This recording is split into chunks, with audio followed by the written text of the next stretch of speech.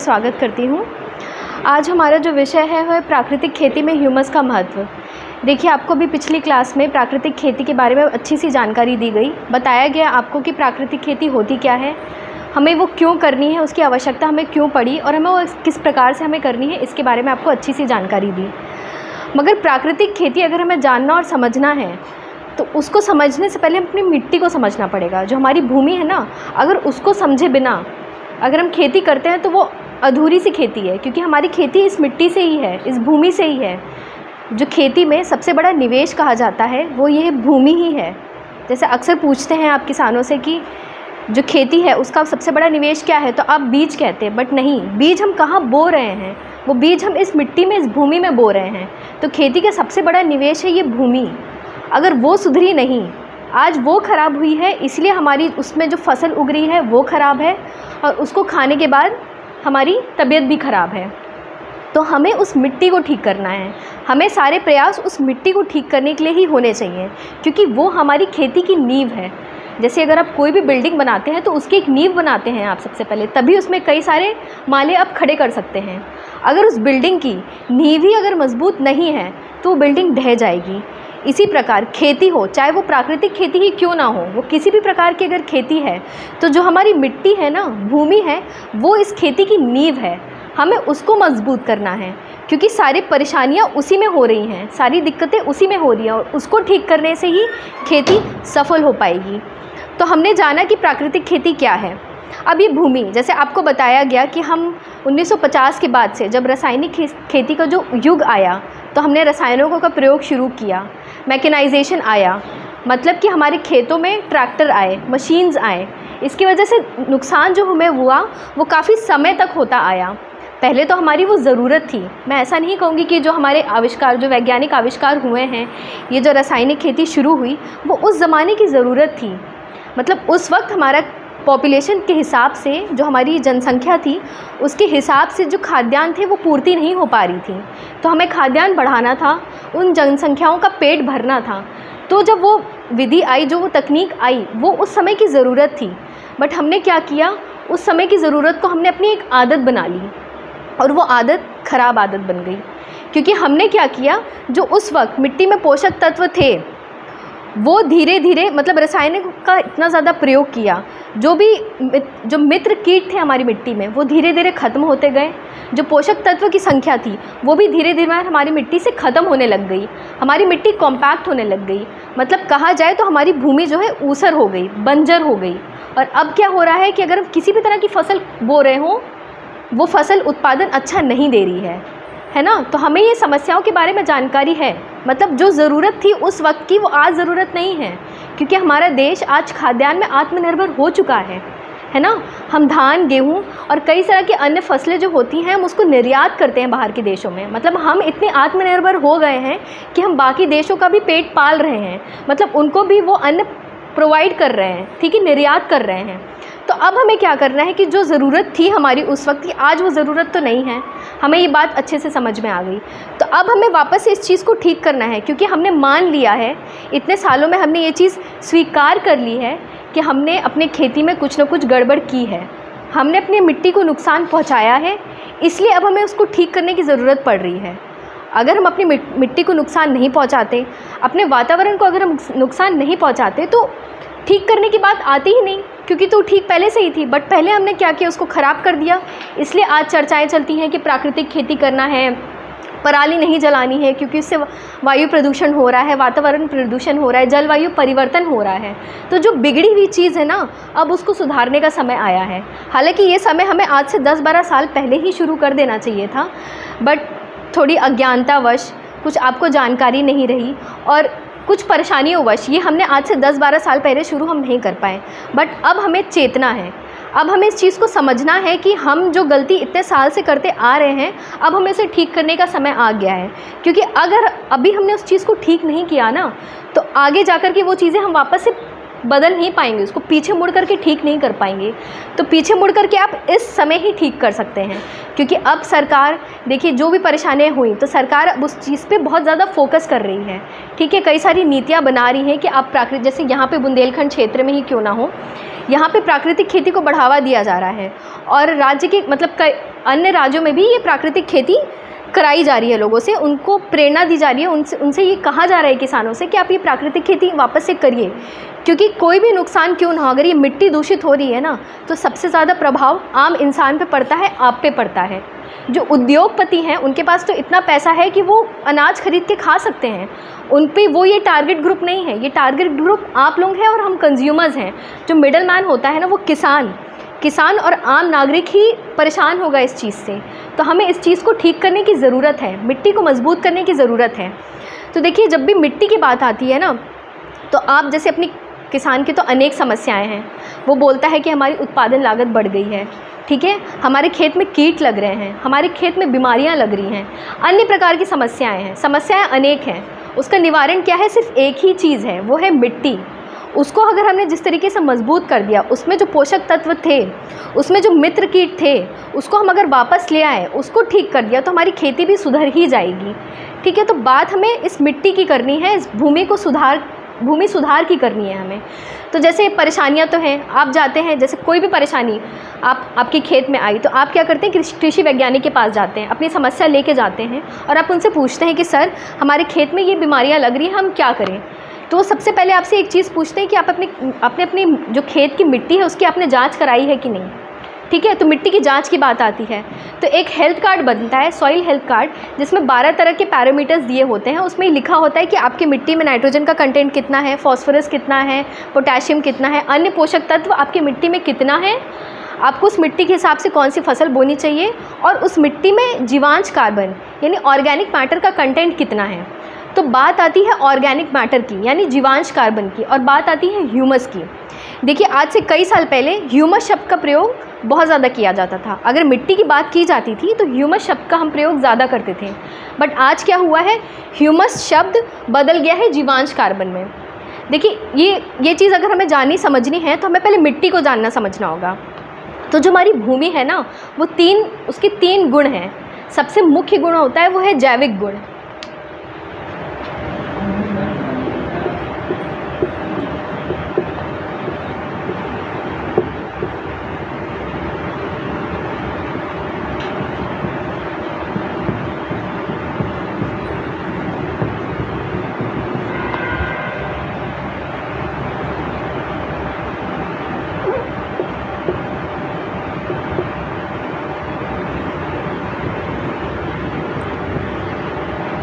जो मिट्टी का सबसे महत्वपूर्ण गुण होता है वो है जैवीय गुण। मतलब आपकी मिट्टी में जो सूक्ष्म जीवों की मात्रा है, उनकी संख्या है, वो सही है कि नहीं, पर्याप्त है कि नहीं। क्योंकि आप ये बात जानते हैं कि कोई भी फसल अवशेष हो, खेत का फसल अवशेष हो या आपके घर का फसल अवशेष हो, आप उस मिट्टी में मिलाते हैं, बायोमास जिसको हम कहते हैं, अपने मिट्टी में मिलाते हैं, तो उस बायोमास को अपघटित कौन करता है, उसको छोटे छोटे टुकड़ों में कौन तोड़ता है? ये जैवीय गुण, मतलब ये माइक्रो ऑर्गेनिजम्स, जो सूक्ष्म जीवों की एक दुनिया है इस मिट्टी में, वो लाखों और करोड़ों की संख्या में उपस्थित हैं। तो वो क्या करते हैं, इस बायोमास को छोटे छोटे टुकड़ों में तोड़ते हैं, जिससे कि क्या होता है कि उसमें जो भी पोषक तत्व बायोमास में, जैसे आपने एक फसल बोई है, एक बीज लगाया आपने अपने खेत में, तो फसल बड़ी होती है। तो बड़ी कैसे होती है? जो मिट्टी में पोषक तत्व हैं उसको लेकर के ही बड़ी होती है। तो मिट्टी में जो पोषक तत्व हैं वो उस पेड़ में भी आएंगे। तो क्या होता है कि आपने उस पेड़ के दाने तो निकाल लिए, बट वो जो फसल, उसमें जो पोषक तत्व हैं, आपने क्या किया, उसको निकाल करके या तो खेत की मेड़ पर रख दिया या तो आपने जला दिया, उसको वापस से आपने मिट्टी में नहीं मिलाया। उसमें इतने सारे पोषक तत्व थे कि आपने उसको नष्ट कर दिया, और मिट्टी में जो तो थे वो तो आपके पेड़ में चले गए, मतलब उसमें मिट्टी में कमी हो गई। तो हमने क्या किया, जो पोषक तत्व थे उसको बाहर कर दिए। तो हमें क्या करना था कि उस पोषक तत्व को अपनी मिट्टी में वापस मिलाना था, ताकि जो पोषक तत्व उस मिट्टी से उसने लिए, उस पेड़ ने, वो वापस उसमें चले जाएं। तो एक तो बायोमास हमने मिलाना कम कर दिया, और दूसरा सूक्ष्म जीव, जो सूक्ष्म जीव थे, माइक्रो ऑर्गेनिजम्स थे, उनकी संख्या धीरे धीरे हमारी मिट्टी में कम होने लग गई। अब हम ये कैसे जानेंगे कि हमारी मिट्टी में जो सूक्ष्म जीव हैं उनकी संख्या कम कैसे हो गई? क्योंकि ये बात हम इस बात से सिद्ध कर सकते हैं कि अब मार्केट में राइजोबियम, ट्राइकोडर्मा, पीएसबी, इन सब का कल्चर आने लग गया है। ये कल्चर क्यों आने लग गया है? ये इसलिए आने लग गया है क्योंकि हमने मान लिया है कि हमारी मिट्टी में जो वो सूक्ष्म जीव थे ना, वो ख़त्म हो गए हैं, इसलिए हम उसको बाहर से बनाते हैं, फिर हम मिट्टी में उसको डालते हैं। तो ये बात इसलिए आई। मगर हम क्या करें कि हम उस मिट्टी में अगर बायोमास दे दें और सूक्ष्म जीव की मात्रा अच्छी कर दें तो वहीं पे वो अपघटित होंगे और ह्यूमस बन जाएगा। तो हमने जाने ये जैवीय गुण सबसे इम्पॉर्टेंट है, सबसे महत्वपूर्ण है मिट्टी का जो फर्टिलिटी है उसकी उर्वरकता को बनाए रखने के लिए। तो ये आज ख़राब किस वजह से हुए? पहला तो ये कि टेम्परेचर बहुत बढ़ गया। मतलब आज आप देखते हैं जैसे बुंदेलखंड की ही अगर मैं बात करूँ तो यहाँ पे टेम्परेचर सामान्यतः टेम्परेचर 45 डिग्री से ऊपर ही चला जाता है, 45 डिग्री के ऊपर ही टेम्परेचर रहता है। तो इसकी वजह से क्या होता है, और मई जून के समय में हमारा खेत एकदम खाली रहता है। हमने अपनी जो रबी की कटाई है वो कर ली होती है, रबी की फसल की कटाई, और खेत हमारा एकदम खाली रहता है। और खेत खाली है और आज हम क्या करते हैं कि खेत की एक तो मेड़ नहीं बनाते हैं, और अगर मेड़ है तो उस मेड़ पे पेड़ नहीं है। तो जो सूक्ष्म जीव है ना आपके खेत में वो इस टेम्परेचर की वजह से नष्ट हो जाते हैं, या फिर उनको जगह नहीं मिलती है तो इधर उधर फैल जाते हैं, आपके खेत में नहीं रहते हैं वो। और दूसरा ये कि हमने रसायनों का बहुत ज़्यादा प्रयोग किया, मतलब फर्टिलाइजर्स का नहीं, पेस्टिसाइड्स और इंसेक्टिसाइड्स का, इनका मैंने बहुत ज़्यादा प्रयोग किया अपनी खेत में। कि जैसे केंचुए तो मर गए, दीमक मर गए, तो वो सूक्ष्म जीव क्यों नहीं ख़त्म होंगे? तो ये दो मुख्य कारण थे जिनके वजह से हमारे जैवीय गुण, जो मिट्टी के जो जैवीय गुण हैं वो ख़राब हो गए, इसलिए हमारी मिट्टी भी ख़राब हो गई। दूसरा आता है भौतिक गुण।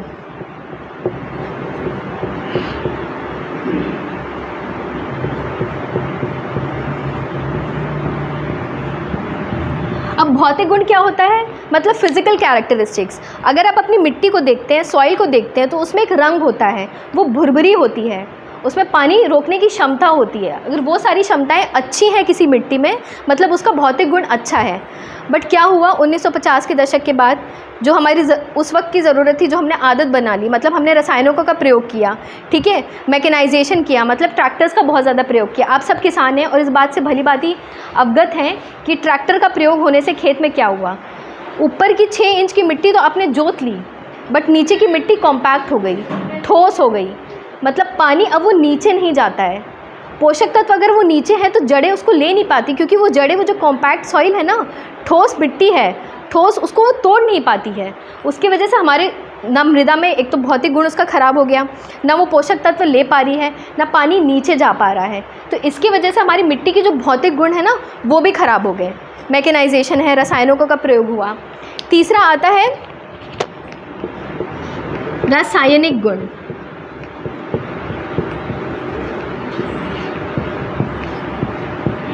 रासायनिक गुण मतलब कि अगर आपकी मिट्टी अच्छी है तो जो हम बात करते हैं कि मिट्टी में 17 तरह के पोषक तत्व पाए जाते हैं, तो वो पोषक तत्व का एक बैलेंस मेंटेन रहेगा। अगर मिट्टी में ये गुण अच्छा है मतलब पोषक तत्व की संख्या अच्छी है। बट आज हमने क्या किया, हम अगर पोषक तत्व की बात करते हैं अपनी मिट्टी में तो सिर्फ 3 पोषक तत्व की बात करते हैं, नाइट्रोजन, फास्फोरस और पोटाशियम।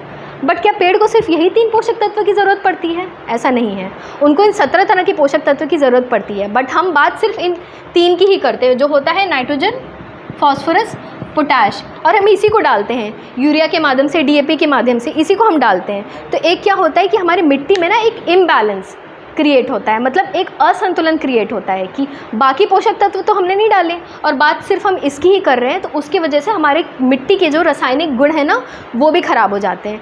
तो हमने जाना कि जो मिट्टी के 3 गुण क्या हैं और वो किन किन वजहों से ख़राब हो चुके हैं। तो जो चीज़ ख़राब हुई है हमें उसे तो ठीक करना ही है। और जैसे सिर्फ मिट्टी की बात क्यों ना हो, प्रकृति की बात क्यों ना हो, इंसान के जीवन की बात क्यों ना हो, अगर हमारे जीवन में भी कोई परेशानी है तो अगर हमने उसका सिर्फ अस्थायी निवारण किया, टेम्परेरी उसका सल्यूशन निकाला, तो वो कुछ समय तक ही चलती हैं, उसके बाद वो परेशानी वापस से आ जाएंगी। तो हमने अभी क्या किया कि हमारी कोई भी परेशानी थी खेती में कि अगर कीट लग रहे हैं तो हमने इंसेक्टिसाइड डाल दिया, ठीक है, खरपतवार की परेशानी है तो हमने वीडीसाइड डाल दिया। मतलब वो जो परेशानी थी हमारी उसको हमने शॉर्टकट अपनाया, टेम्परेरी सल्यूशन अपनाया, अस्थायी निवारण उसका लिया और उसको हटा दिया। बट ये नहीं समझा कि यार वो कीट तो फिर वापस आ जाएंगे, वो खरपतवार तो फिर आएंगे हमारे खेत में। तो क्या हम हमेशा रसायनों का प्रयोग, फर्टिलाइजर्स का, पेस्टिसाइड्स का, इंसेक्टिसाइड्स का, वीडीसाइड्स का ही प्रयोग हम बार बार करते रहेंगे? उसकी वजह से हमारी उत्पादन लागत कितनी बढ़ गई है, ये बात तो हम जानते ही अच्छे से। तो हमें अब एक परमानेंट सोल्यूशन की तरफ बढ़ना है, और वो परमानेंट सोल्यूशन क्या है? वही है ये प्राकृतिक खेती। मतलब प्रकृति को समझ लेना, आपको अच्छे से बताया गया अभी पिछले क्लास में कि प्रकृति होती क्या है, उसको समझ लेना, उसको ठीक कर लेना। तो अब हमें इन 3 गुणों को ठीक करना है, क्योंकि सारी खेती आपकी इस मिट्टी से ही है, ठीक है, बीज आप इसी में बो रहे हैं, तो आपको इसको ठीक करना है। तो आप इसको ठीक कैसे कर सकते हैं, तब बात आती है ह्यूमस की।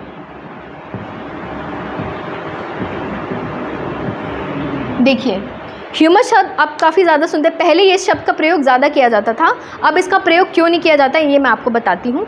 ह्यूमस का मतलब होता है कि आपके खेत में, मिट्टी में जो जैविक पदार्थ हैं वो हो, मतलब बायोमास हो, ठीक है। कार्बनिक पदार्थ की जो बात होती है,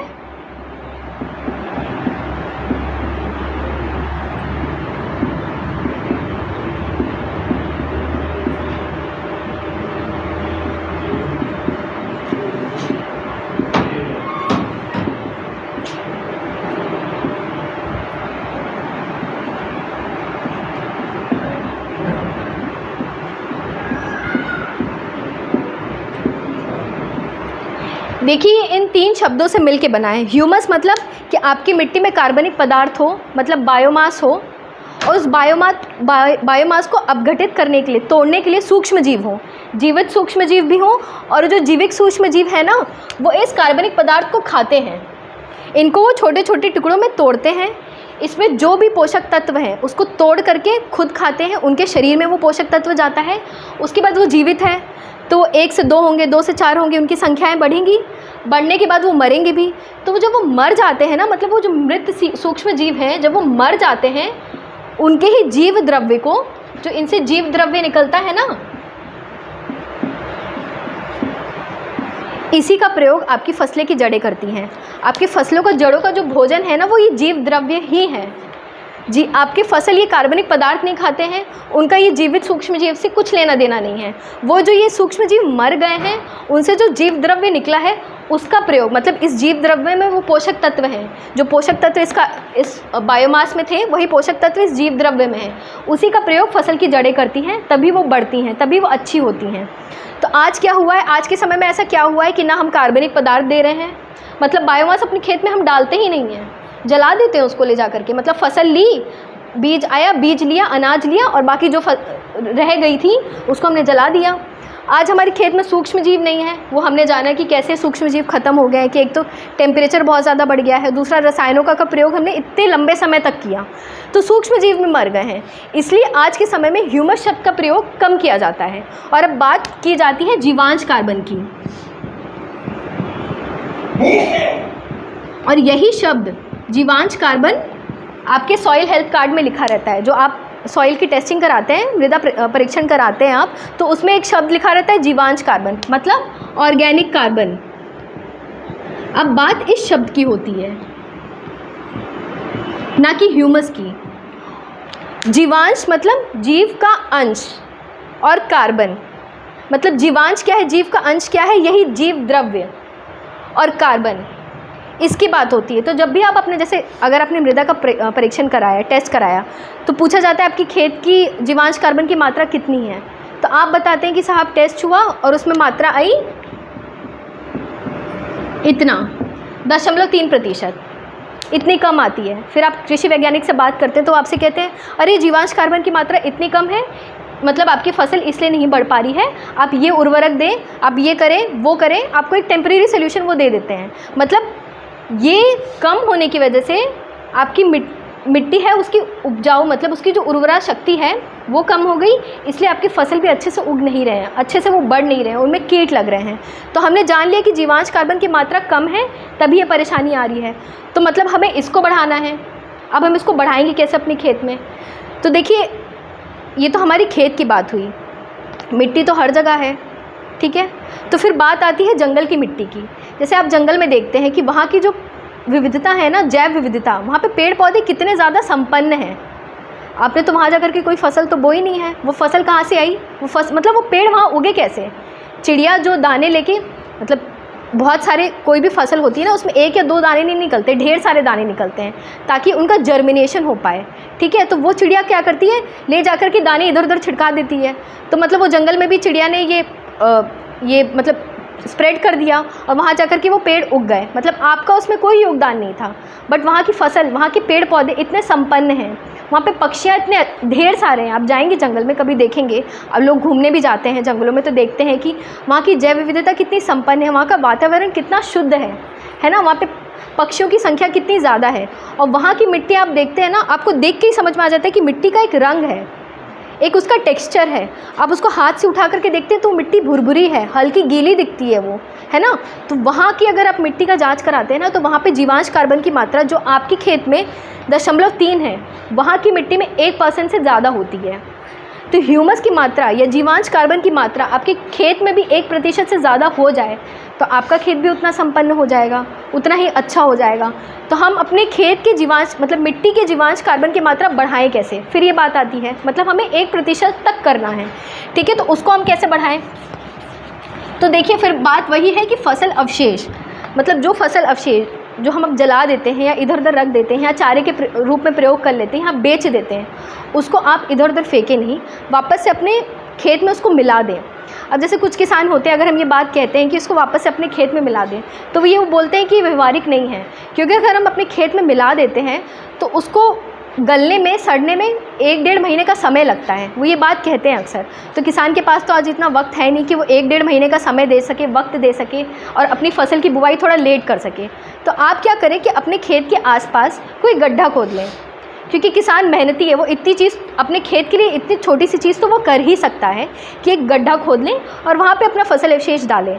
और पहले तो ये बात जानने की कोशिश करें कि मिट्टी, जो आपकी मिट्टी है उसमें जीवांश कार्बन की मात्रा कितनी है। अगर कम है तो आपको फसल अवशेष डालना है, मतलब बायोमास आपको अपने खेत में डालना है। और फिर सूक्ष्म जीव आपको कहाँ से लाना है, क्योंकि आपके खेत में वो सूक्ष्म जीव है नहीं।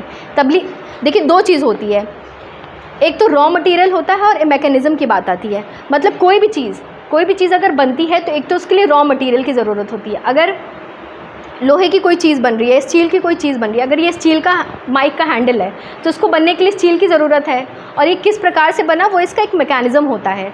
तो मतलब मिट्टी में हमको रॉ मटेरियल यानी बायोमास देने की ज़रूरत है। हमने बायोमास उसमें डाल दिया तो फिर हमें उसमें मैकेनिज़्म देने की ज़रूरत है। मैकेनिज़्म मतलब वो सूक्ष्म जीव, क्योंकि बायोमास आपने डाल करके छोड़ दिया तो वो तो वैसे ही पड़े रहेंगे। सूक्ष्म जीव तो आपके खेत में है ही नहीं। जो माइक्रो ऑर्गेनिजम्स की बात आती है, बैक्टीरिया की, उनकी जो एक दुनिया है बहुत बड़ी, वो है ही नहीं आपके खेत में, तो वो सड़ेंगे और गलेंगे कैसे। तो ये दोनों चीज़ होगी तभी आपके खेत में ह्यूमस की मात्रा बढ़ेगी। तो एक तो है कि सबसे मुख्य बात आती है कि फसल अवशेष को अपने खेत में मिलाएं।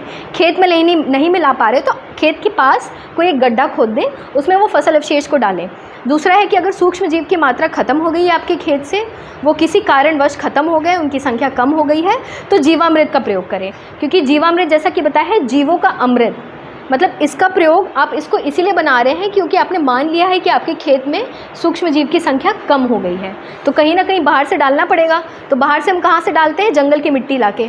तो इसमें आपको विधि बताई गई है, अभी पहले क्लास में आपको बता दिया गया है कि जीवामृत आपको कैसे बनाना है।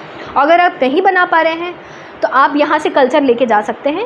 यहाँ पे जीवामृत का ड्रम पूरा 200 लीटर का बना तैयार है। कई सारे ऐसे ड्रम हैं, अगर आपको उसकी ज़रूरत पड़े तो उसमें से 5 लीटर 10 लीटर जितनी की आपको ज़रूरत पड़े आप ले जाएं यहाँ से कल्चर, और अपने घर में एक ड्रम खरीद करके बनाएं। देखिए अब ये जीवामृत बनाने की भी बात आती है तो कई सारे किसान, आप में से ही कई सारे किसान ये बात कहते हैं कि किसान के पास इतने पैसे नहीं है कि वो 800 रुपये का ड्रम खरीद सके। ऐसा बिल्कुल भी नहीं है। आप अपनी खेती में रसायन आप प्रयोग कर रहे हैं, फर्टिलाइजर्स पेस्टिसाइड्स अभी प्रयोग करने की बात आ जाए, देख लिया आपने अगर कीट अपने खेत में, तो आप 1000 रुपये का ले आएंगे, बट 800 रुपये का आप ड्रम नहीं खरीद पाएंगे। तो ये चीज़ व्यवहारिक नहीं लगती है। ये तो फिर वो बात हो गई कि हम बहाने मार रहे हैं, और किसान से ये उम्मीद नहीं की जा सकती। और किसान तो खैर बहाने मारता भी नहीं है। ये कुछ लोग होते हैं जो ये बात कहते हैं, बट व्यवहारिक यही है कि 800 रुपये का आप एक ड्रम खरीद लें, कल्चर आपको आराम से मिल जाएगा। 1200-1500 रुपये की जो सामान है वो लगेंगे आपको बनने में ये जीवामृत, उतने ही आपके खर्च हैं। और एक बार आपकी मिट्टी स्वस्थ हो गई ना, नींव मजबूत हो गई ना, उसके बाद किसी भी प्रकार की आप खेती करें, चाहे आप कोई भी फसल उगाएं, चाहे आप सब्ज़ी ही क्यों ना उगाएं, वो भी अच्छे से उगेगी, अच्छे से बनेगी। क्योंकि देखिए एक शब्द आता है ना कि मनुष्य का भूख का भोजन से, भोजन का इस खेती से, और इस खेती का एक प्रकृति से एक नाता है, एक चेन है। ये जो चेन है ना, इसको हमें टूटने नहीं देना है, और सब बात घूम करके आती है प्रकृति पे। तो जैसे यहाँ पे कोटेशन लिखा है कि प्राकृतिक संसाधनों के संरक्षण एवं जैव विविधता के संवर्धन के बिना खेती अथवा जीवन की किसी भी समस्या का समाधान संभव नहीं है। सिर्फ प्राकृतिक खेती ही क्यों ना हो, हमारे जीवन में भी अगर कोई भी समस्या है तो वो इस भोजन से ही आ रही है, आसपास के वातावरण से आ रही है। ठीक है, तो इसको अगर हमने ठीक कर लिया तो वो मिट्टी भी ठीक हो जाएगी, हमारा खुद का शरीर भी ठीक हो जाएगा। क्योंकि कहते हैं ना कि भूख है मज़हब इस दुनिया की और हकीकत कुछ भी नहीं। इस पेट के लिए इंसान कमा रहा है। अगर मैं यहाँ पे हूँ, ये नौकरी कर रही हूँ, तो इस पेट के लिए, मतलब भोजन के लिए। आप किसान, रोटी कपड़ा और मकान की बात आती है तो रोटी सबसे ऊपर है, किसान समुदाय भी सबसे ऊपर है, क्योंकि उसी की वजह से ये अर्थव्यवस्था चल रही है, ये देश चल रहा है। तो हमें थोड़ा सा अब जाकर के संवेदनशील होना होगा, थोड़ा सा जागरूक होना होगा, क्योंकि किसानों में आप सब चैंपियन फार्मर्स हैं और आप सबसे उम्मीद की, मतलब ये उम्मीद की जाती है आपसे कि आप थोड़ा ज़्यादा जागरूक हों, क्योंकि आप 50 जो फार्मर्स हैं उनके लीडर हैं आप। तो आपको टेक्निकल नॉलेज और व्यवहारिक ज्ञान होना ज़्यादा ज़रूरी है। आपको इस चीज़ की समझ और संवेदना ज़्यादा होनी चाहिए, तभी आप जाकर के जो 50 किसान हैं आप उनको मोटिवेट कर पाएंगे, उनको समझा पाएंगे। तो यहाँ पे इन प्रशिक्षण का महत्व यही होता है कि आप यहाँ से जो भी चीज़ें आपको बताई जा रही हैं, सिखाई जा रही हैं, उसको खुद भी सीखें, खुद भी अप्लाई करें और जो आपके 50 किसान हैं उनको भी इस बारे में अच्छे से जानकारी दें। ठीक है, बहुत बहुत धन्यवाद।